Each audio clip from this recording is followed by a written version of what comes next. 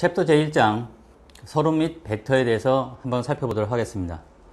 사실 물리라는 거는 이제 우리가 어떤 이제 운동이든 어떤 물리적인 현상을 관찰을 하고 그 관찰을 하는 그 대상을 물리량으로 설정한 다음에 그 물리량의 표준이 있어서 그 표준하고 지금 자기가 관찰한 행위를 갖다가 비교하는 행위, 즉 측정이 되는 거죠.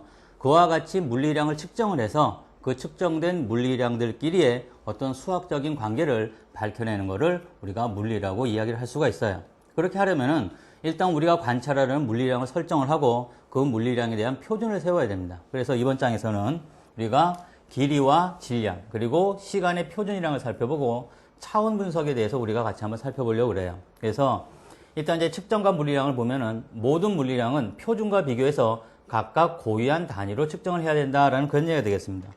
그래서 항상 우리가 물리량을 측정을 할 때는 그 측정한 크기를 적고 그리고 항상 거기다 단위를 붙이는 게 중요해요. 예를 들어서 우리가 어떤 이제 돌멩이를 하나 던진다고 칩시다. 질량 M인 돌멩이를 하나 던졌어요. 던졌더니 얘가 얼마만큼 날아가서 떨어졌다는 거죠. 얘 편의상량 S라고 하겠습니다. 우리가 이와 같은 물체의 운동에 대해서 뭐가 궁금하냐? 돌이 큰 돌일 수도 있고 작은 돌일 수도 있는데 결론적으로 얘가 얼마나 멀리 날아갔냐 하는 게 우리가 궁금하다는 거죠. 그래서 맨 처음에 얘네들의 이제 돌멩이의 크기를 갖다가 우리가 질량으로 비교할 수 있다 그러면은 질량이 우리가 관찰해야 될 그와 같은 물리량이 되는 거죠. 그리고 얘가 날아간 거리가 궁금하다. 그러면 이제 얼마만큼 날아갔는가? 그 거리를 갖다가 우리가 또 물리량을 설정하고 또 측정을 해야 됩니다. 물론 얘가 오래 날아갈 수도 있고 금방 날아서 떨어질 수도 있기 때문에 시간도 우리가 측정을 해봐야 되겠죠. 그래서 질량과 거리와 시간, 요 대표적으로 세 가지 물리량이 우리가 물체의 운동을 해석할 때 가장 중요하게 생각하는 물리량이에요. 그렇기 때문에 우리가 이와 같이 가장 기본적으로 관찰해야 하는 물리량을 갖다가 우리가 뭐라고 이름 붙이냐면은 얘를 기본 물리량이라고 이름 붙인다는 거죠. 그래서 우리가 질량이라는 거를 측정을 하고 길이라는 걸 측정하고 시간이라는 걸 측정하는데 예를 들어서 우리가 질량을 측정했더니 10이에요. 거리도 측정했더니 또 10이에요. 시간도 측정했더니 10이란 말이죠. 그래서 우리가 이렇게 숫자는 적어놨는데 그 다음날 다시 얘네들을 분석하려고 보니까 뭐가 질량이고 뭐가 거리고 뭐가 시간인지 우리가 알 수가 없더라는 거죠. 물론 이제 숫자가 똑같은 건 상관이 없는데 하나는 10이고 하나는 5고 하나는 3이다. 이렇게 적어놓고 나면은 한 며칠 있다 보면은 얘가 질량인지 거리인지 시간인지 우리가 알 수가 없단 말이죠. 그래서 항상 우리가 측정한 크기 뒤에는 뭐를 붙여야 된다? 얘네들을 표현할 수 있는 그 같은 단위를 항상 붙여놔야 돼요. 그래서 우리 학생들이 항상 실수하는 게 계산 과정에만 급급한 나머지 숫자를 쓰고 절대 단위를 쓰지 않아요. 그러면 오답입니다. 그래서 항상 단위를 붙여야 된다는 것을 여러분들이 명심을 해야 되겠어요. 그럼 질량에는 어떤 단위가 있느냐? 질량은 킬로그램 단위로 우리가 표준으로 쓰고 있어요. 길이는 미터라는 단위, 시간은 세크라는 단위를 우리가 표준으로 쓰고 있기 때문에 모든 측정이 끝나면은 질량은 킬로그램, 거리는 미터, 시간은 세크로 바꿔야 한다는 점을 여러분이 유념을 해야 되겠습니다. 그럼 이제 질량은 뭐가 표준입니까? 라고 묻는다면은 지름과 높이가 각각 39mm인 백금과 이리듐으로 합금으로 만들어가지고 이와 같은 원통을 만들어 놨어요. 이 원통을 갖다 우리가 1kg을 정의를 하고 얘를 표준으로 해가지고 우리가 전 세계에 있는 모든 저울들을 갖다가 통일을 시킵니다.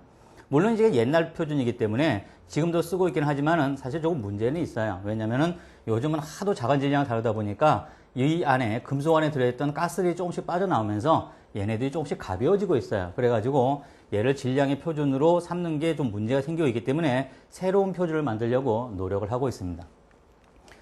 그리고 길이 같은 경우는 우리가 어떻게 표준을 정의하냐면은 빛이 진행을 하는데 빛이 2억 9,997만 9,240 2억 9,970 다시요. 2억 9,979만 2,485분의 1초 동안 빛이 진행한 거리를 갖다가 우리가 1m라고 정의를 하고 있어요. 또 시간은 어떻게 우리가 표준을 정했냐면은 세슘 133이라는 그와 같은 물질이 있습니다. 이 원자에서 방출되는 특정한 파장의 빛이 있는데요. 이 빛이 91억 9,263만 1,770번 진동 안에 걸리는 시간을 1초로 정의해서 우리가 사용을 하고 있다는 그런 얘기가 되는 거죠. 그래서 이와 같이 질량과 거리와 시간에 대한 이와 같은 표준을 우리가 설정을 해놨습니다. 그래서 이 세 가지를 갖다가 우리가 기본량이라고 이야기를 하는데요. 이 기본량을 이용해서 우리가 물체의 모든 운동을 해석을 한다는 거죠. 사실 여러분들이 이와 같은 이제 그 질량과 길이와 시간 이외에 다른 물리량도 많이 들어봤을 거예요. 속도, 가속도, 힘, 운동량 등등 에너지까지 여러 가지 이제 단위를 많이 들어봤을 텐데 이와 같은 물리량은 이 기본량들, 즉 질량과 길이와 시간을 얘네들을 조합을 해가지고 우리가 그 단위를 만든다는 거죠. 그걸 갖다 우리가 뭐라고 그런다? 유도량이라고 그래요. 예를 들어서 넓이 같은 경우는 길이의 제곱으로 표현을 하고 부피 같은 경우는 길이의 세제곱으로 표현을 한다는 거죠. 그러니까 넓이하고 부피는 따로 새로운 어떤 물리량이 있는 게 아니라 기존에 우리가 알고 있는 길이라는 물리량을 제곱하거나 또는 세제곱을 해서 만든다는 그런 얘기가 되겠습니다. 또 우리가 많이 사용하는 그 유도량 중에 밀도라는 게 있어요. 밀도라는 거는 단위 부피당 질량으로서 질량을 부피로 나눈 걸 갖다가 우리가 밀도라고 정의를 하고 쓸 때는 이렇게 로라고 쓰고 우리가 읽을 때도 로라고 했습니다. 로 이퀄 V분의 M. 단위는 뭐가 되겠어요? 요 M은 우리가 질량이기 때문에 단위는 킬로그램이고 부피는 길이의 세제곱이라고 했죠. 그래서 미터 삼승에서 킬로그램 퍼 미터 삼승이라는 이와 같은 단위를 부여를 한다는 그런 얘기가 되겠습니다. 그렇기 때문에 이와 같은 유도량들은 기존에 있는 세 가지 요 기본량을 가지고 나머지를 유도를 하게 된다라는 그런 얘기가 되는 거죠. 좋아요. 그럼 이번엔 다음 자료 볼까요? 차원 분석이라는 걸 살펴보도록 하죠. 이 차원 분석이 뭐냐면은 기본적으로 차원이라는 건 물리량의 물리적인 유형을 나타냅니다. 그러면은 우리가 지금 어떤 세 가지 유형을 지금 우리가 살펴봤냐면 질량과 길이와 시간이라는 세 가지 유형을 살펴본 거죠. 그래서 예를 들어서 질량 같은 경우는 질량의 차원을 갖는다. 길이는 길이의 차원을 갖는다. 시간은 시간의 차원을 갖는다라고 표현을 합니다. 그래서 우리가 계산을 할 때 물리량끼리 더하고 빼고 곱하고 나눠야 할 일이 생기겠죠. 그래서 이와 같이 차원이 같은 물리량만 우리가 덧뺄 셈이 가능을 해요.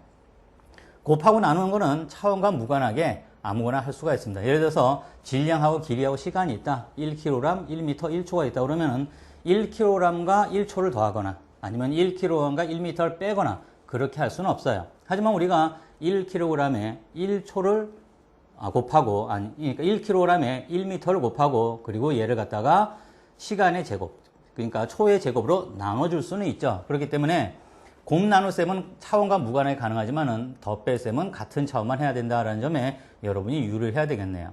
그래서 모든 물체의 운동은 질량, 길이, 시간의 차원으로 얘네들 적절히 조합을 해가지고 표현이 가능합니다. 그래서 우리가 차원이라는 관점에서 이야기를 할 때는 질량은 M이라고 쓰고 길이는 L이라고 쓰고 시간은 T라고 써요.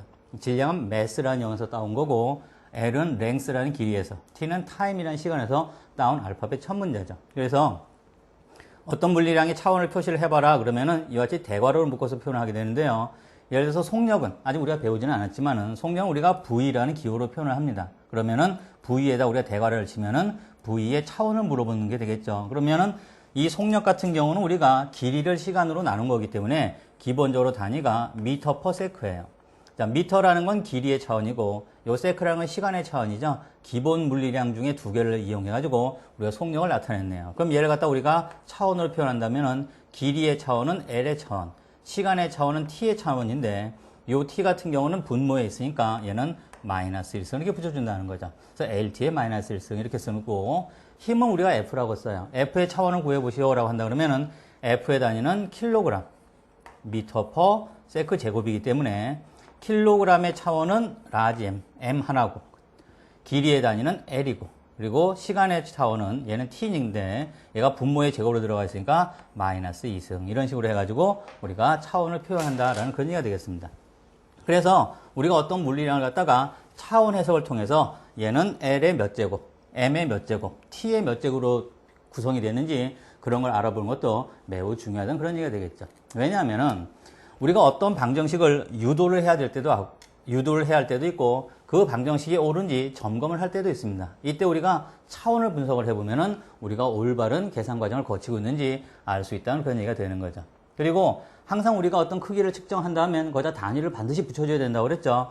모든 단위는 물리 공식의 차원을 그대로 옮겨 쓰면 됩니다. 그래서 여러분들이 숫자를 계산하고 나서 단위를 뭐로 붙일까? 거기에 대해서 우리가 궁금해할 필요가 없어요. 그 차원을 그대로 쓰면 된다는 소리죠. 예를 들어서 제곱미터 같은 경우는 얘네들 차원이 L의 제곱이기 때문에 L이라는 건 우리의 길이 미터죠. 그래서 미터의 제곱이라고 쓰고 볼륨, 부피 같은 경우는 차원이 L의 세제곱이기 때문에 L은 미터죠. 그렇기 때문에 미터 세제곱이라고 쓰고 속력, 빠르기, 스피드 같은 경우는 얘는 미터 퍼 세크 제곱이란 말이죠. 얘는 차원을 보면은 L 나누기 T예요. 즉 LT의 마이너스 1승이기 때문에 MS의 마이너스 1승, 즉 M per S, 그러니까 미터 퍼 세크 이런 식으로 쓰게 된다는 거죠. 가속도도 마찬가지예요. 얘를 차원에서 보면은 LT의 마이너스 2승이 됩니다. 그렇기 때문에 얘를 갖다가 우리가 단위로 쓴다면은 L은 미터고 T는 세크니까 미터 퍼 세크 제곱이라는 이와 같은 표현을 쓰게 된다는 거죠. 그래서 우리가 차원 해석을 해보면은 우리가 이 물리량이 우리가 지금 계산하는 과정이 뭘 계산하고 있는 건지 그 결과의 차원을 계산해 보면은 그 차원을 계산해 봤더니 이와 같은 차원이 나왔다. 아, 그럼 나는 가속도를 구한 거구나. 만약에 이런 차원이 나왔다. 그럼 나는 속력을 구한 거구나. 이런 식으로 자기가 어떤 계산을 수행하는지 알 수 있다는 거죠. 만약에 차원이 맞지 않으면은 그럼 뭔가 중간에 식이 빠져 있거나 단위 완산을 잘못했을 가능성이 우리가 크다고 생각할 수 있는 거죠. 그러면 간단한 예제를 통해 가지고 그런 내용 한번 살펴보도록 합시다. 예제 1.1번을 보시도록 하죠. 식 V는 AT가 차원적으로 올바른지 보여라 라고 하네요. 여기서 VAT는 우리가 아직 정의를 하지 않았지만은 V는 속력, A는 가속도, T는 시간을 나타낸다 라고 이야기를 하네요. 그러면은 일단 왼쪽이 V고 오른쪽이 AT이기 때문에 좌우의 차원이 같으면 되는 거죠. 그러면은 일단 V의 차원이 뭔가 한번 살펴볼까요? 자, V는 얘는 단위가 어떻게 됩니까? V 같은 경우는 단위가 미터 퍼 세크이기 때문에 얘를 갖다 우리가 차원으로 쓴다고 그러면 어떻게 쓰면 돼요? 얘는 길이 같은 경우는 얘는 L이 되는 거고 얘는 시간이니까 LT의 마이너스 1승 이런 식으로 우리가 쓸 수 있겠네요. 자, A 같은 경우는 A의 차원을 써보시오. 그러면은 얘는 단위가 어떻게 됩니까? 얘는 미터 퍼 세크 제곱이죠. 그러면은 얘는 L의 1승, 그렇죠? T의 마이너스 2승이라는 이와 같은 차원식을 쓸 수가 있겠죠. T 같은 경우는 어떻게 됩니까? T는 얘는 그냥 세크기 때문에 얘를 차원을 쓴다 그러면은 그냥 T 이런 식으로 쓸 수가 있겠죠. 그러면 이제 그 왼쪽 V는 AT라는 걸 보면은 V의 차원은 지금 LT의 마이너스 1승이 돼야 되는 거고 오른쪽 A 같은 경우는 어떻게 돼요? LT의 마이너스 2승에다가 그리고 T를 하나 더 붙여주는 거죠. T가 되기 때문에 그럼 결국은 얘는 계산하면은 LT의 지수끼리 더하면 마이너스 1승이 되니까 좌우에 어떻게 차원이 맞아 떨어지네요. 그렇기 때문에 V는 AT라는 식은 얘는 옳은 식이다라는 걸 우리가 알 수가 있습니다. 우리가 이제 이와 같이 차원을 비교를 해가지고 좌우가 같은 차원을 가지는지 그걸 항상 확인을 해야만 그게 올바른 답인지 알 수가 있는데요. 두 번째 경우를 보도록 하죠. 가속도 A하고 시간 T를 이용해서 차원 분석을 통해서 거리 X의 식을 유도를 해보라고 하네요. 자, 그러면은 우리가 A하고 T를 적절히 어떻게 조합을 해가지고 얘를 지금 뭐로 만들고 싶다는 소리예요. 얘를 X로 만들고 싶다라는 그런 얘기가 되는 거죠. 기본적으로 A하고 A는 가속도고 T는 시간이기 때문에 얘는 서로 차원이 같을 수는 없죠. 그렇기 때문에 얘는 더하거나 뺄 수는 없어요. 그럼 더하고 빼지 못한다는 소리는 결국은 A하고 T를 적절히 곱하거나 나누어야 된다는 그런 얘기가 되는 건데 그럼 결국은 X는 AT라는 이런 관계를 만들고 싶은데 여기다가 적절하게 얘네들을 서로 곱해줘야 된다는 소리죠. 그래서 얘가 몇 제곱이 되는지 모르겠어요. 만약에 얘가 A의 마이너스 1승이 된다 그러면은 얘가 분모로 들어가야 될 거고 얘가 마이너스 1승이다 그러면 오히려 얘가 분모로 들어가야 되겠죠. 뭔진 모르지만은 이와 같은 형태로 표현이 돼야 된다는 그런 얘기가 되겠습니다. 엄밀히 말하면은 여기에 비례상수 K라는 게 붙어요. 비례상수 K. 얘는 그냥 상수입니다. 얘는 차원이 없어요. 그냥 상수가 붙는데 어떤 상수가 붙어가지고 좌우가 정확하게 이퀄이 되는지 그걸 갖다가 우리가 결정을 해야 돼요. 왜냐면은 이 거리라는 거는 가속도가 커지면은 X도 커질 거고 T가 커지면은 X도 커질 거기 때문에 얘네들이 커지면은 얘도 같이 커진다는 걸 알지만은 비율이 똑같이 맞아 떨어진다는 보장은 없죠. 그렇기 때문에 여기다 항상 비례상수 K를 하나 붙여가지고 좌우를 이퀄로 만들기 위해서는 적절한 어떤 상수를 곱해줘야 한다는 그런 얘기가 되겠습니다. 한번 차원을 해석을 해보도록 하죠. 자, 그러면은 얘는 차원이 L의 1승이 되겠죠. 그냥 L이 되는 거니까. 자, 아까 A 같은 경우는 차원이 어떻게 됐어요? 미터 퍼 세크 제곱이니까 LT의 마이너스 2승. 자, 이렇게 쓸 수가 있겠죠. 근데 여기다 우리가 N승을 해야 된다는 그런 얘기가 되겠습니다. T 같은 경우는 그냥 T죠. 여기다 우리가 뭘 해야 된다? M승을 해야 된다는 거죠. 좌우가 같아야 된다는 그런 얘기가 되겠어요. 자, 그러면은 얘를 이제 풀어보면은 L의 N승, 그리고 T의 마이너스 2N승, 그리고 T의 M승이 되기 때문에 얘는 L의 N승이 되고, 그리고 T의 2M 플러스 M, 2N 플러스 M이라는 이와 같은 식으로 우리가 정리를 할 수가 있습니다. 그럼 이제 좌우의 지수를 비교를 해보면은 우리가 값을 결정할 수 있겠네요. 좌변에는 얘는 1승이기 때문에 n은 뭐가 되어야 되겠어요? n은 1이 될 수밖에 없겠네요. n은 1이. 자, 그러면, 자, 여기도 보면은, 그러면은, 여기 마이너스죠. 마이너스 2n 플러스 m이, 얘는 뭐가 돼야 됩니까? 이쪽엔 t가 없죠. t의 0승이란 말이죠. 얘가 0이 돼야 된다는 소리죠. 요 부분이 0이 되기 위해서는, 그러면 m이 얼마가 돼야 된다? n이 1이니까 마이너스 2 플러스 m이 0이 되려면은 m은 얼마가 돼야 된다? 얘는 2가 돼야 된다는 그런 얘기가 되는 거죠. 자, 그럼 이제 우리는 다 구했네요. 자, 이쪽을 볼까요? 자, 그러면은, 그럼 x는 어떻게 표현이 됩니까? x라는 거는 k에 a의 몇 승? a의 1승. 1승이니까 우리는 딱히 쓰지는 않겠어요. 그리고 나서 t의 몇 승? t의 2승. 자, 이런 식으로 쓸 수 있다는 거죠. 그렇기 때문에 x는 k, at의 제곱이라는 요 식이 우리가 차원 분석을 통해서 그 거리 x의 식을 유도를 했다라고 할 수 있습니다.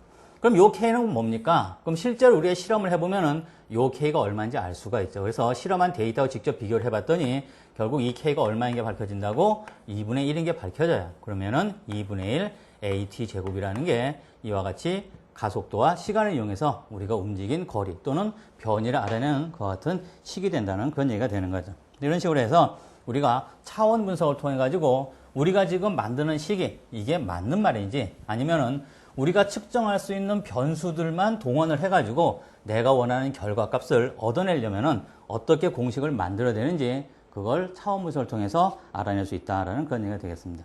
자, 그럼 다음 절에는 우리가 지금 단위가 매우 중요하다고 그랬어요. 크기를 쓰고 나면 항상 그 뒤에 단위를 붙여서 내가 지금 어떤 물리량을 측정을 해가지고 값을 써놨는지를 알아내야 된다고 했는데 이 단위를 환산하는 것에 대해서 같이 한번 살펴보도록 하겠습니다. 1.2절에서는 단위의 환산과 유효 숫자라는 그와 같은 내용을 살펴보도록 하죠. 단위로 환산을 할 때, 공식에 적용할 때는 모두 킬로그램, 미터, 세크로 환산을 해야 돼요. 사실 우리가 어떤 물체의 질량을 측정을 할 때 항상 킬로그램으로만 측정을 하는 게 아니죠. 그램으로 하기도 하고, 경우에 따라서는 밀리그램이라고 하기도 하고, 그런 식으로 하기 때문에 미터도 마찬가지죠. 센티미터로 측정하기도 하고, 밀리미터로 측정하기도 하고, 시간도 세크뿐만 아니라 미니트도 있고, 분, 아워, 시도 있기 때문에 얘네들 모두 환산을 해야 된다는 거죠. 그럼 어쨌든 우리가 어떤 측정한 값을 갖다가 단위가 킬로그램 미터 퍼 세크가 아닐 때는 여기에 비율이 1인 바꿈 인수라는 걸 곱해가지고 우리가 얘네를 환산을 하게 됩니다. 이 바꿈 인수는 뭐냐? 약분하려는 단위와 크기와 차원이 같은 물리량으로 분자, 분모를 구성한 그와 같은 인수를 갖다가 우리가 바꿈 인수라고 얘기를 해요. 자, 그러면은 간단하게 예제를 하나 살펴보면서 우리가 단위를 환산할 때 바꿈 인수를 어떻게 적용해야 되는지 그걸 같이 한번 살펴보도록 하죠. 자, 예제 1.2를 볼까요? 제한 속력이 75.0 마일 퍼 아워인 그와 같은 고속도로에서 38.0 미터 퍼 세크의 속력으로 자동차가 달리고 있어요. 이 자동차는 제한 속력을 초과했는가라고 물어보고 있네요. 자, 그러면은 일단 75 마일 퍼 아워를 갖다가 우리가 한번 미터 퍼 세크로 한번 바꿔보도록 하죠. 자, 그러면은 75.0 마일 퍼 아워니까 마일 그리고 아워, 그러니까 아워분의 마일 이런 식으로 쓸 수가 있겠죠. 우리는 지금 얘를 뭐로 바꾸고 싶은 거예요? 미터 퍼 세크로 바꾸고 싶은 거죠. 자, 그러면은 일단 미터로 한번 바꿔보기 위해서 마일을 갖다가 얘를 약분을 하는 바꿈인수로 한번 곱해봅시다. 우리가 약분해서 없앨 게 요 마일이라는 단위이기 때문에 분모의 마일이라는 단위를 가진 바꿈인수를 도입을 하는 거죠. 그리고 우리 애는 뭐로 바꾸고 싶다? 미터로 바꾸고 싶은 거죠. 그러면은 요 마일하고 요 마일이 약분돼서 없어질 것 같아요. 대신 여기다 곱해줬을 때 이 값이 어떻게 변하면 안 되죠. 그러니까 우리가 곱해주는 값은 항상 1이라는 크기를 만족을 해야 됩니다. 그러면은 1마일을 분모에 써줬다. 그럼 얘는 몇 미터에 해당하는지 우리가 그 길이를 알아야 되겠죠. 1609m에 해당해요. 그러니까 1마일분의 1609m는 얘는 같은 크기분의 같은 크기 때문에 얘는 약분되면 1이 된다는 소리죠. 그러면 이와 같이 곱해주는 것 같다 우리가 뭐라고 한다? 바꿈인수다라고 이야기를 한다는 거죠. 자, 그러면 이번에는 요 아워를 바꿔가지고 요 아워를 갖다 우리가 약분해서 뭐로 바꿔야 된다? 세크로 바꿔야 되겠죠. 그러면은 아워를 분자해 놓고 세크를 분모해 놓으면은 요 아워가 날아가서 없어지겠네요. 그러면은 역시 얘도 크기가 1인 값이 돼야 되는 거죠. 그러면은 1아워는 몇 초다? 3600초다 라고 하면은 이와 같이 3600분의 1 아워 퍼 세크를 곱해주면은 두 미어 마일하고 아워가 다 날아가 버렸네요. 자, 그러면 이제 미터 퍼 세크만 남기 때문에 그러므로 우리가 구하고자 하는 값은 75.0에다가 여기다가 1609를 곱하고 그리고 얘를 얼마로 3600으로 나누면은 단위가 뭐가 된다? 얘가 미터 퍼 세크가 된다는 그런 얘기가 되는 거죠. 자, 그래서 얘를 계산을 해보니까 얘는 33.5 미터 퍼 세크라는 그와 같은 값을 우리가 얻을 수가 있네요. 지금 38.0 미터 퍼 세크로 달리고 있는데 75마일이 마일 퍼 아워가 제한 속력이니까 즉 33.5 미터 퍼 세크가 제한 속력인데 굉장히 얘가 빠르게 달리고 있네요. 그렇죠? 그러면은 38.0 미터 퍼 세크는 그럼 몇 마일 퍼 아워에 해당합니까? 라는 문제도 여러분이 이제 금방 쉽게 풀 수가 있죠. 자, 그러면은 38.0 미터 퍼 세크니까 자, 얘를 갖다 뭐로 바꾸고 싶다? 마일 퍼 아워로 바꾸고 싶은 거죠. 자, 그러면은 일단 미터를 날려버려야 되겠네요. 그러면은 미터를 분모해 놓고 마일을 분자해 놓는 거죠. 1마일은 1609미터니까 이렇게 쓰면은 미터 날아가고 마일만 남았어요. 이번에 세크를 없어야 되겠네요. 그러면 이제 얘는 분자에 세크를 쓰고 그리고 여기다 뭐를 아워를 써줘야 되는 거죠.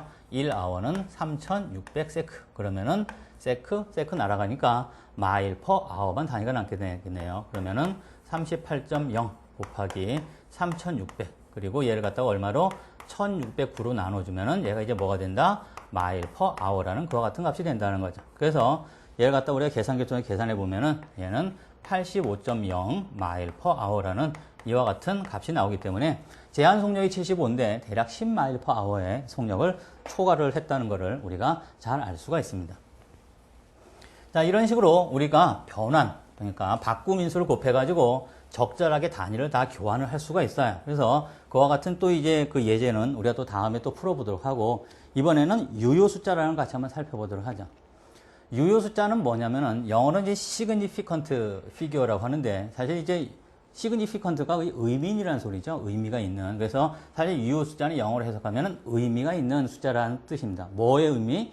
측정했을 때의 의미가 있다라는 게 그걸 이제 유효 숫자라고 해요. 그런데 유효 숫자라는 게 왜 나오느냐? 우리가 어떤 값을 측정을 하는데 이 측정한 값이 진짜 그 어떤 값의 참값인가? 라는 그걸 이제 우리가 좀 궁금해할 수가 있죠. 그래서 모든 측정지는 참값에 대해서 기본적으로 오차를 내재를 하게 돼요. 예를 들어서 우리가 어떤 길이를 재는데 그 길이를 1m 자로 잴 수도 있고 30cm 자로 잴 수도 있고 또는 마이크로미터라든지 버니어 캘리퍼스 같은 또 정밀한 기기로 잴 수도 있죠. 자, 그러다 보면은 측정하는 장치의 정밀도에 따라서 약간 오차가 생길 수가 있어요. 정확한 값을 측정하는데. 그래서 기본적으로 측정치는 항상 오차를 내재를 하게 되죠. 그러면은 우리가 어쨌든 오차를 내재하더라도 우리가 어떤 값을 측정을 한다 그러면은 눈 어린 값을 포함한 측정치와 같는 숫자 개수를 갖다가 우리가 유효 숫자의 개수라고 이야기를 해요. 자, 예를 들어서 이런 경우를 한번 봅시다. 지금 자가 있는데요. 이 자를 가지고 3cm 자인 모양이에요. 요 이제 연두색 선분을 측정을 했더니 쭉 보니까 대략 6.38cm라고 우리가 측정이 되는 것 같아요. 자, 그러면은 6.38cm라고 읽었다 그러면은 우리는 요 8을 지금 요 값이 9보다는 조금 작은 것 같고 7보다는 조금 큰 것 같기 때문에 우리가 눈 어린 값으로 6.38이라고 측정을 하게 된 거죠. 그럼 유효 숫자는 뭐까지다? 6.38. 이 세 개 모두가 유효 숫자가 되는 거죠. 그래서 유효 숫자라는 건 여러분들이 눈으로 쭉 측정을 해가지고 눈 어린 값으로 반올림 해가지고 눈대중으로 때려잡은 값까지 거기까지 우리가 유효 숫자로 우리가 간주를 하게 됩니다. 그러면은 이와 같은 유효 숫자가 있는데 이 유효 숫자를 표현하는 방법이 여러 가지가 있을 수가 있어요. 예를 들면은 지금 얘는 센티미터로 표현을 했는데요. 이런 식으로 표현할 수도 있죠. 얘를 밀리미터로 표현하면 63.8mm라고 표현할 수가 있어요. 그럴 수 있겠네요. 만약에 얘를 미터로 표현한다면 0.0638m라고 표현할 수가 있어요. 뭐 그럴 수 있겠죠. 얘를 갖다 만약에 킬로미터로 표현한다면 0.0000638km라고 표현할 수가 있어요. 단위를 뭐로 쓰느냐에 따라서 소수점을 중심으로 해서 좌우에 0이 막 붙네요. 그러면은 이와 같이 지금 요게 유효 숫자가 3개라면은 얘도 유효 숫자가 3개인데 얘는 그럼 유효 숫자가 몇 개일까요? 얘가 늘어났으니까 유효 숫자가 5개인가? 그렇진 않아요.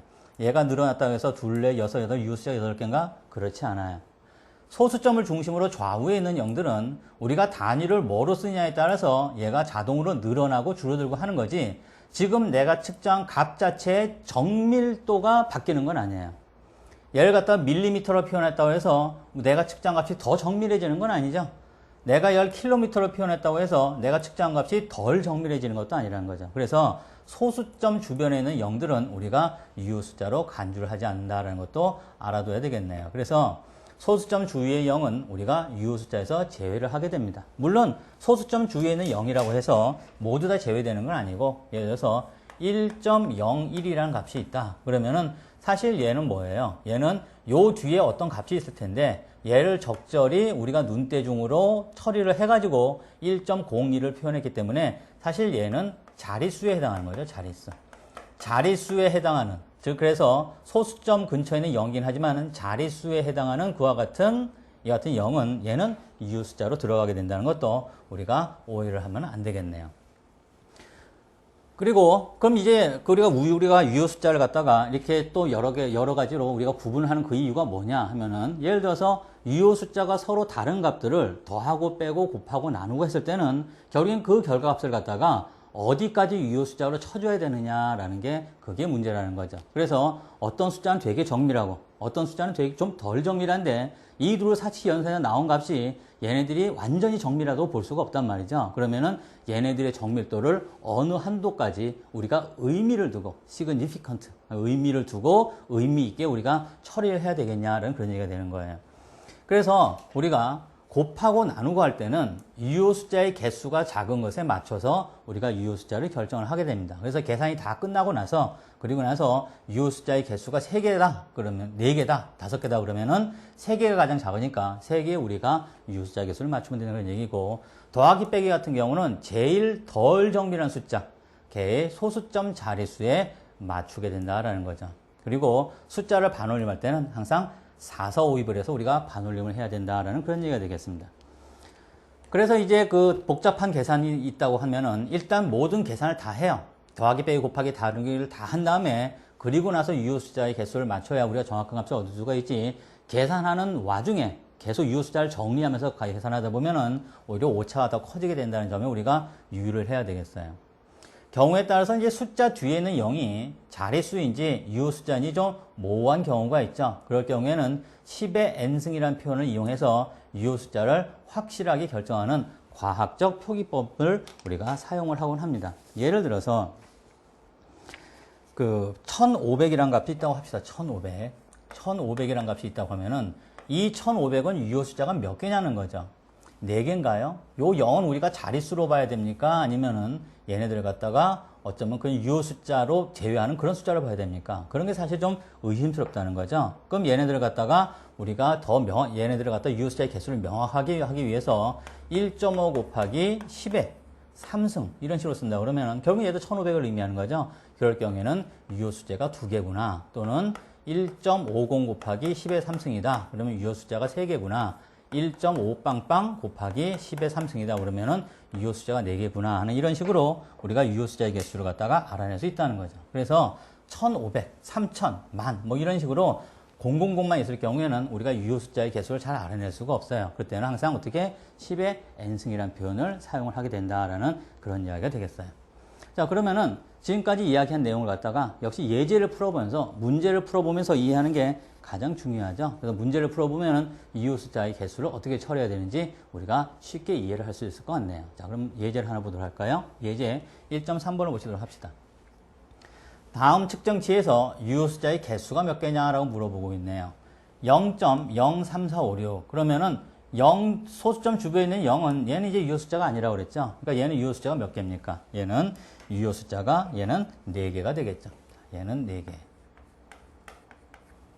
0.0050. 얘는 0050이니까 소수점 주변에 있는 얘네들은 뭐예요? 얘는 유효 숫자가 아니죠. 그런데 50에서 그럼 이 0은 유효 숫자입니까? 아닙니까? 모르긴 해도 얘는 요 뒤에 있는 값을 갖다가 얘를 반올림하거나 또는 버림을 해가지고 0으로 만들었을 거기 때문에 얘는 유효 숫자에 들어가요. 얘는 유효 숫자가 들어가서 얘는 유효 숫자가 2개. 얘는 그럼 몇 개? 얘는 유효 숫자가 1개가 되겠죠. 0.0340056은 어떻게 돼요? 그러면은 물론 요 앞에 있는 0 2개는 유효 숫자가 아니고 340056일 때 요 00은 유효 숫자가 아니에요. 얘는 자릿수를 만들기 위한 공이죠. 그럼 얘는 유효 숫자죠. 그럼 2, 4, 6개니까 얘는 6개가 됩니다. 자, 1500이 또 나왔네요. 1500 같은 경우는 그럼 유효 숫자가 몇 개냐? 사실 쟤는 좀 애매한 구석이 있어요. 왜냐면은, 그래서 이와 같은 걸 이제 우리가 유효 숫자의 개수를 갖다가 부정확한 걸 피하기 위해서 어떻게 해야 된다? 얘를 갖다가 과학적 표기법을 쓴다는 거죠. 예를 들어서 사실 제2 측정값이 1500.4였어요. 그런데 우리가 그냥 얘 4를 버리고 그리고 나서 1500까지 우리가 얘를 갖다가 우리가 썼다는 거죠. 그러면은 얘는 유효 숫자가 몇 개예요? 얘는 유효 숫자가 본격적으로 얘는 4개가 되는 거죠. 자, 이럴 경우는 우리가 1.5빵빵 곱하기 10의 4승이라는 표현을 써서 유효 숫자가 4개라는 걸 우리가 확실하게 밝혀주는 거죠. 아니면 1499.6인데 여기서 얘를 반올림 해가지고 반올림 해가지고 얘를 1500으로 만들었다. 그래도 어떻게 돼요? 이런 식으로 해도 유효 숫자가 4개가 되는 거죠. 근데 사실 알고 보면 얘는 1504란 값이었단 말이죠. 그래서 요 4를 버리고 그냥 1500으로 만들었다. 그러면은 얘는 유효 숫자가 몇 개예요? 얘는 3개가 되기 때문에 얘는 그럴 때는 1.50 곱하기 10의 이게 4승이 아니라 3승이죠. 3승. 이런 식으로 써야 되는 거죠. 또 아니면은 1495인데 요 5를 갖다가 반올림 해가지고 얘를 1500으로 만들었다. 그럼 유효 숫자가 3개니까 역시 이런 식으로 쓸 수가 있는 거죠. 아니면은 얘가 원래 그냥 1510인데 요 그냥 10을 버리고 그냥 얘를 1500으로 만든 거예요. 그럴 경우에는 유효 숫자가 몇 개가 됩니까? 그럴 때는 유효 숫자가 2개가 되기 때문에 얘는 1.5 곱하기 10의 3승 이런 식으로 쓸 수가 있는 거죠. 아니면은 1490인데 90에서 올려가지고 얘를 1500으로 만들었다. 그럼 이제 유효 숫자가 2개니까 1.5 곱하기 10의 3승 이런 식으로 쓸 수가 있는 거죠. 그래서 우리가 1호 빵빵 같이 뒤에 공이 여러 개 붙는 것 같은 경우는 얘의 유효 숫자의 개수를 확실하게 해주기 위해서 어떻게 된다? 이와 같이 10의 n승이라는 과학적 표기법을 사용을 하게 된다는 것을 여러분들이 유념을 해야 되겠습니다. 자, 그럼 이제 더하기 빼기 곱하기 나누기를 한번 살펴볼까요? 유효 숫자를 감안해서 다음 숫자들 계산해 보라 하네요. 자, 123cm 플러스 535cm라고 하네요. 그럼 얘를 갖다가 우리가 계산기를 꺼내서 계산해 보면은 몇 cm가 나오면은 128. 얘는 35cm라는 값이 나옵니다. 자, 그럼 이 값은 정확하냐? 안 돼요. 여기서 우리가 뭘 정리해야 된다? 유효 숫자를 정리를 해야 된다는 거죠. 자, 그러면은 1, 2, 3하고 5.35하고 누가 제일 덜 정밀한 숫자입니까? 당연히 얘는 소수점 2자리까지 있지만 얘는 소수점 끝자리가 없죠. 그러면은 얘는 뭐에 맞춰야 된다? 소수점 끝자리가 없는 거에 맞춰야 되는 거죠. 그럼 얼마에 맞춰야 되는 거예요? 1, 2, 3이니까 128에 맞춰야 된다는 소리죠. 자, 128에 맞추고 나서 그리고 나서 혹시 모르니까 그 다음 숫자를 보는 거죠. 3을 봐요. 자, 3을 보는데 3은 어떤 숫자면은 3은 4, 4, 5, 2을 할 때 우리가 4, 4, 5, 2라는 건 4는 버리고 5부터 올려준다는 거니까 3은 그냥 우리가 과감하게 버려버리고 얘는 그냥 128cm다. 이런 식으로 우리가 쓰게 된다는 그런 얘기가 되겠습니다. 자, 이번에는 7.987에서 0.54를 빼는 거예요. 자, 그러면은 이 값이 7.447cm라는, 이번 미터가 되겠네요. 미터란 이와 같은 값이 나온다는 거죠. 그럼 얘는 정확하냐? 아니에요. 얘도 이제 우리가 유효 숫자를 정리를 해야 되는 거죠. 얘는 소수점 밑에 3자리가 있고 얘는 2자리 있으니까 우리는 소수점 2자리에서 얘를 끊어야 된다는 그런 얘기가 되겠습니다. 왜냐하면 얘가 덜 정밀한 숫자죠. 요는 요 뒤가 모호한 숫자이기 때문에 요 세 번째 소수점의 7자리는 여기 좀 어떤 숫자가 있는지를 모른다는 소리죠. 1이 있는지 2가 있는지 9가 있는지 우리가 알 수가 없어요. 그렇기 때문에 얘를 갖다가 계산하는 게 무의미하다는 거죠. 그래서 소수점 둘째 자리에서 끊어요. 그럼 7.44에서 딱 끊었습니다. 그리고 나서 좀 찜찜하니까 그 다음 숫자를 보는 거죠. 자, 7인데 7은 버리기가 아깝네요. 그러니까 7은 다시 넘겨줘가지고 얘는 7.45cm라는 이와 같은 값으로 써야 되겠다라는 그런 얘기가 되는 거죠. 자, 이번에는 1.0001 플러스 0.0003이죠. 그럼 얘를 계산하면은 1.0004가 되는데 지금 소수점 넷째 자리 계산이니까 소수점 넷째까지 그냥 살려줘가지고 얘는 1.0004 단위는 세크가 되겠네요. 세크 이런 식으로 얘는 그냥 바로 써주면 되겠네요. 1.0002 마이너스 0.998은 뭐다? 얘는 0.004가 되네요. 그러면은 얘는 유효 숫자를 어떻게 정리를 해야 돼요? 얘는 유효 숫자가 4개고 얘는 유효 숫자가 3개지만은 얘는 유효 숫자가 1개밖에 안 되죠. 그럼 얘는 거기서 끝이에요. 왜냐면은 그냥 더하기 빼기이기 때문에 소수점 셋째 자리까지 맞춰서 4까지 맞췄으면은 얘는 더 이상 우리가 계산할 필요가 없는 거죠. 자, 이번엔 그 밑으로 볼까요? 13.004, 3.09, 112.947g을 갖다가 다 더하면은 얘가 몇 g이 되느냐? 그럼 계산하면은 129.04 1이라는 이와 같은 값이 나옵니다. 여기 다 쓰면 안 된다는 거죠. 왜냐하면 우리가 뭘 맞춰야 된다? 유효 숫자를 맞춰야 된다는 거죠. 더하기는 정밀도가 가장 낮은 숫자니까 소수점 뒤에 숫자들이 가장 적은 거 역시 3.09가 되겠네요. 그럼 소수점 둘째 자리를 끊는 거죠. 자, 여기서 딱 끊고, 자, 그리고 나서 그 뒤에 숫자를 보니까 얼마예요? 1인데 얘는 그냥 우리가 과감하게 버리면 되겠네요. 얘는 129.04g 이런 식으로 써야지 뒤에 1을 써주면 안 되겠다라는 그런 얘기가 되는 거죠. 자, 이번엔 나누기죠. 24.595g 나누기 5.34 세제곱센티미터. 지금 얘네들 더하기 빼기 할 때는 다 단위가 같았어요. 즉 차원이 같았다는 그런 얘기죠. 얘는 차원이 다르지만은 더하기나 빼기 같은 경우는 차원이 같아야지만은 곱하기 나누기는 차원이 달라도 상관이 없는 거죠. 자, 그러면은 24.595를 5.34로 나누면 어떻게 되느냐? 얘는 4.60580.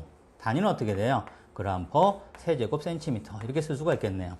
그럼 얘가 답이 아니라는 거죠. 여기서 그럼 얘는 그럼 유효숫자를 몇 개 맞춰야 돼요? 얘는 소수점하고 상관없이 유효숫자 개수가 가장 작은 3개에 맞춰야 되겠다는 그런 얘기 되는 거예요. 그러면은 앞에서부터 하나, 둘, 셋에서 4.60에서 끊고, 자, 그 다음 숫자를 보니까 5죠. 5는 버리기가 아깝네요. 얘는 4, 4, 5, 2에서 올려줘야 되는 거니까 얘는 4.61 그램 퍼 세제곱 센티미터다. 이런 식으로 써야 되겠다는 그런 얘기가 되는 거죠. 자, 그 다음에 1.23m 곱하기 0.89m. 자, 얘를 계산하면 그 값이 얼마나 나오냐면은 1.0947. 단위는 미터 제곱. 자, 이렇게 되겠죠. 그럼 얘는 이제 요 숫자를 몇 개 맞춰야 돼요? 1.23 3개. 0.89는 3개가 아니죠. 0은 아니니까. 8.89니까 2개에서 맞춰야 되겠네요. 그럼 유효 숫자 2개에서 맞춘다면 10에서, 여기서 끊는 거죠. 10에서 끊고. 자, 9는 버리기가 좀 아깝죠. 그러니까 얘는 올려줘가지고 얘는 1.1 제곱미터가 얘의 답이 된다는 그런 얘기가 되겠습니다. 99.997, 100.008, 100.011, 100.005의 평균을 내보시오라고 하네요. 그럼 얘네들 일단 다 더한 다음에 얼마로 나눠야 돼요? 4로 나누게 되는 거죠. 자, 그래서 그 계산을 해보면은 그 계산이 100.00525라는 이와 같은 값이 나옵니다. 4로 나눴으니까 4는 유효숫자가 한 개인가요? 아니에요. 4는 우리가 측정을 했을 때 오차가 있을 수 없는 거죠. 그냥 4로 나눈다면 그냥 4로 나눈 거기 때문에 얘는 유효숫자가 없어요. 예를 들어서 우리가 계산하는데 파이라는 값이 있다. 얘는 3.141592 쭉 나가는 건 무리수죠. 얘는 유효숫자가 있습니까? 얘는 유효숫자가 없어요. 루트 2는 1.414 해서 쭉 나가는 숫자인데 얘는 유효숫자가 있습니까? 얘도 유효숫자가 없어요. 유효숫자는 뭐에서 의미가 있느냐? 우리가 측정을 했기 때문에 오차가 생길 수 있을 때 그때 유효숫자가 의미가 있는 거지. 파이하고 루트 2는 이미 정의된 값이죠. 이와 같은 경우는 얘는 유효숫자가 없어요. 그러면 얘는 유효숫자를 어떻게 생각합니까? 걔는 유효숫자 하는 데서 빼버리고 걔는 신경 쓰지 말고 계산을 하면 된다는 거죠.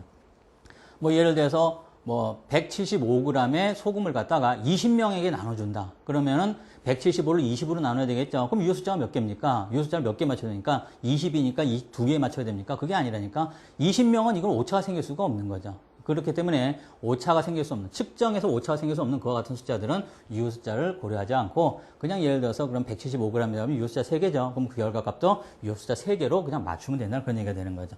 자, 그러면 얘는 이제 그럼 유효숫자를 어디서 끊어야 됩니까? 이건 굉장히 길어졌는데 결국에 이제 더하기만 우리가 생각하면 되는 거죠. 소수점 셋째 자리가 다 똑같으니까 얘도 소수점 셋째 자리 딱 끊어가지고 100.00를 한 다음에 그 다음에 숫자를 보는 거죠. 얘를 버릴 거가 많으니까 2는 그냥 얘는 과감히 버리면 되겠네요. 그러면은 100.005라는 이와 같은 값을 우리가 얻을 수 있다는 그런 얘기가 되겠습니다. 자, 그렇기 때문에 뭐 간단하게 이제 몇 가지 이제 계산을 해봤는데 대강 유효 숫자에 대한 감은 잡았으리라 믿어요. 이거 외에 또 이제 많은 문제들은 우리가 또 문제 풀이할 때 그때 또 한번 살펴볼 기회가 있을 겁니다. 자, 그래서 유효 숫자에 관한 걸 우리가 같이 한번 살펴봤네요. 그러면은 다음 장에서는 좌표계라는 걸 우리가 한번 살펴보도록 하죠.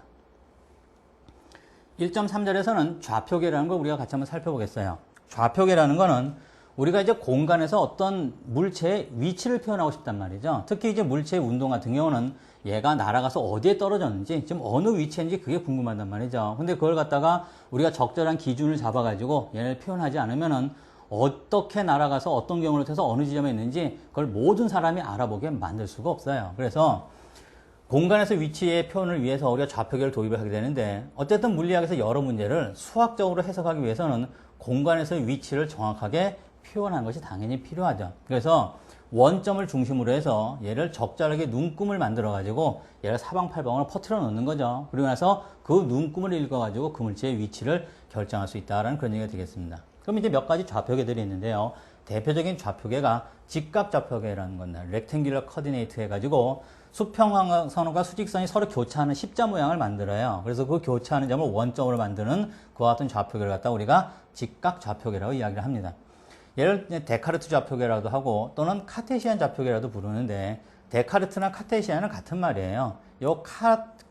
카테시안 할 때 요 카르트, 그러니까 요 카르트죠, 카르트. 요 카르트에다가 DE를 붙인 게 데카르트예요, 데카르트. 그러니까 프랑스어 같은 경우 앞에 D자가 많이 붙죠. 그래서 카르트 앞에 DE가 붙어서 데카르트인데 얘를 우리가 그냥 이럴 때는 데카르트라고 하는 거죠. 같은 얘기예요. 데카르트 좌표계나 카테시안이나 같은 얘기인데 그럼 어떤 좌표계입니까? 여러분이 늘 쓰고 있던 이와 같이 임의의 한 점을 x, y로 표현하는 이와 같은 좌표계를 갖다 우리가 직각 좌표계 또는 데카르트 또는 카테시안 좌표계라고 얘기를 한다는 거죠.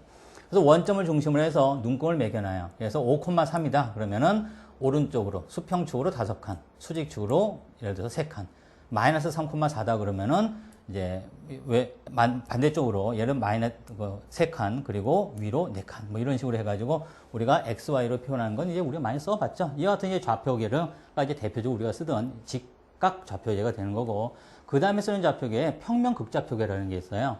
이 평면 극좌표라는 거는 직교좌표의 원점으로부터 이제 어떤 한 점을 결정하는데 원점에서 그 전까지의 선분의 길이를 r이라고 하고 요 r이 x축으로부터 반시계 방향으로 얼마나 돌아갔는가를 측정을 해가지고 우리가 x, y가 아니라 r, 세타로 표현하는 그와 같은 좌표계를 평면 극좌표계라고 이야기를 해요.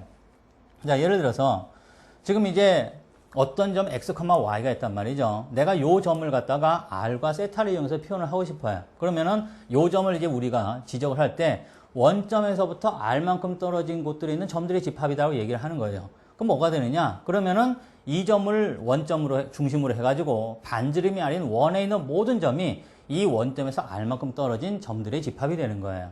나는 이 x, y란 딱 요 지점만 내가 얘기를 하고 싶단 말이죠. 그럴 경우는 어떻게 된다? 그때는 x축으로부터 얼마만큼 이 점들 중에서 끼리리릭 해서 세타만큼 돌아간 위치에 있는 점이다. 그러면은 딱 요 점이 결정이 되는 거죠. 그러면 예를 들어서 요 길이가 루트 2고 요 각도가 45도다. 그러면은 루트 2, 45도 하면은 요 점이 뭐가 돼요? 그게 1,1이라는 그와 같은 지점이 될 거라는 거를 우리가 잘 알 수 있겠죠. 그래서 이와 같이 우리가 r과 세타를 이용해서 x, y를 표현할 때 그때 얘네들 우리가 무슨 좌표계로 한다? 평면 극좌표계라고 이야기를 하는 거죠.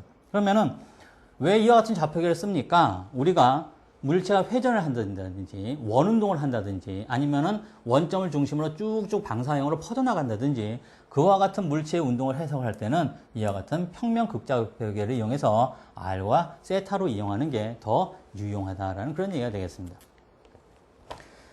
자, 그래서 우리가 r 세타로 표현하게 될 경우는 얘네들을 갖다 우리가 직각 삼각형의 꼴로 만들어서 삼각함수를 이용해서 선분의 길이와 축방향의 길이를 구하는 것이 매우 중요해져요. 그래서 왜냐하면 대부분의 물리변수 분석이 또 우리가 계속 살펴보게 되겠지만은 직각 삼각형의 대각선의 길이를 구하시오 또는 밑변이나 높이의 길이를 구하시오 그런 식으로 귀결되는 경우가 매우 많다는 그런 얘기가 되는 거죠. 그래서 방금 살펴본 것처럼 이와 같이 이제 우리가 어떤 r일과 세타를 이용해서 어떤 한 점을 표현한다. 그러면은 여기서 이제 우리가 수선을 내리고 여기서 x, y의 수선을 서로 이렇게 내리는 거죠. 여기 수선을 내리고 요 점의 길이를 r 코사인 세타로 표현을 하고 또 요 점의 길이를 갖다 우리가 뭐라고 r 사인 세타라고 표현을 해가지고 x하고 y를 우리가 표현할 수가 있어요. 그래서 r하고 세타의 관계를 이용해서 얘를 우리가 직각 좌표계를 표현할 때 x의 좌표와 y의 좌표도 표현을 할 수 있다는 거죠.